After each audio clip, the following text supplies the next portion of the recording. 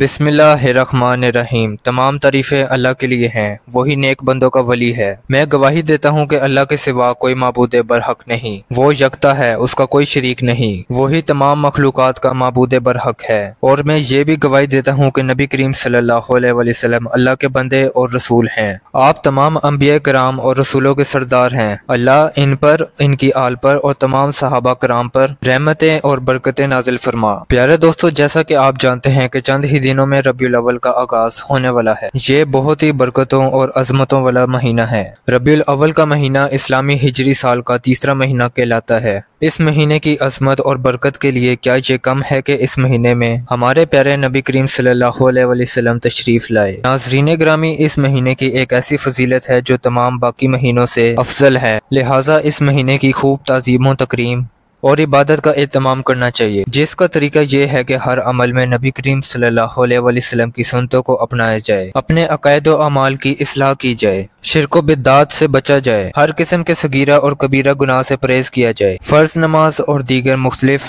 روزمرہ عبادات کی پابندی کی جائے، اپنی معیشت اور معاشرت اسلام کے مطابق ڈھالی جائے، ہر قسم کے نت نئے رسم و رواج، نمود و نمائش، فضول خرچی اور اسراف سے بچا جائے، ایک دوسرے سے کاروبار، حلال و حرام، جائز اور ناجائز میں فرق کیا جائے، حرام کی کمائی سے بالکل بچا جائے، اپنے اندر صبر و شکر اور عاجزی اور انکساری پیدا کی جائے، غرور و تکبر، بغض اور حسد سے بچا جائے، بدکاری، گالی گلوچ اور ہیرا پھیری سے بچا جائے، بری عادات اور جھوٹ سے اپنے آپ کو دور رکھا جائے، اپنے ظاہر و باطن کو نبی کریم صلی اللہ علیہ وسلم کی سنتوں کے مطابق ڈھالا جائے اور آئندہ کے لیے نیک عمال کرنے کا پختہ ارادہ کیا جائے، گناہوں سے بچنے کے لیے سچی اور پکی توبہ دل سے کی جائے، اور اس کے ساتھ ہی اس ماہ میں زیادہ سے زیادہ دعا کا اہتمام کیا جائے، کیونکہ اس مہینے میں کثرت سے مانگی جانے والی دعائیں قبول ہوتی ہیں۔ اللہ پاک نبی کریم صلی اللہ علیہ وسلم کے صدقے لوگوں کے گناہوں کو معاف فرماتے ہیں اور کثرت کے ساتھ حاجات قبول فرماتے ہیں۔ اس کی پہلی رات ہی اتنی برکت اور فضیلت والی ہے کہ جو بھی اس پہلی رات کے چاند کو دیکھ کر یہ عمل کر لیتا ہے تو انشاءاللہ اس کی برکت سے آپ کے تمام مسائل حل ہوں گے اور آپ کی ہر حاجت پوری ہو جائے گی۔ مثلاً کسی کی شادی نہیں ہو رہی اور کسی کا کاروبار نہیں ہے، اگر ہے تو چل نہیں رہا، کسی کے ہاں اولاد کا مسئلہ ہے، گھر میں جادو جنات یا کوئی بندش ہے، کوئی بھی مشکل یا حاجت ہو، انشاءاللہ اس عمل کی برکت سے حل ہو جائے گی۔ آپ نے کرنا کیا ہے؟ آپ نے یکم ربیع الاول کو چاند کو دیکھ کر اچھی طرح عشاء کی نماز ادا کرنی ہے، پھر 2 رکعت نماز نفل کی نیت کرنی ہے اور ہر رکعت میں الحمد شریف کے بعد 7 مرتبہ سورۃ اخلاص پڑھنی ہے، پھر سلام پھیرنے کے بعد 4 بار سورۃ کوثر بھی پڑھ لیں، پھر اللہ تعالیٰ سے جو جو حاجتیں ہیں مانگتے چلے جائیں۔ انشاءاللہ یہ عمل کرنے سے آپ کی دعائیں ایک ہی دن میں قبول ہو جائیں گی، اور اس کا دوسرا ثواب یہ ہوگا کہ اللہ تعالیٰ اس کو 700 برس کی عبادت کا ثواب دے گا، اور اس کے ساتھ ہی اگر آپ خواب میں رسول اللہ صلی اللہ علیہ وسلم کی زیارت کرنا چاہتے ہیں تو قبلے کی طرف رخ کر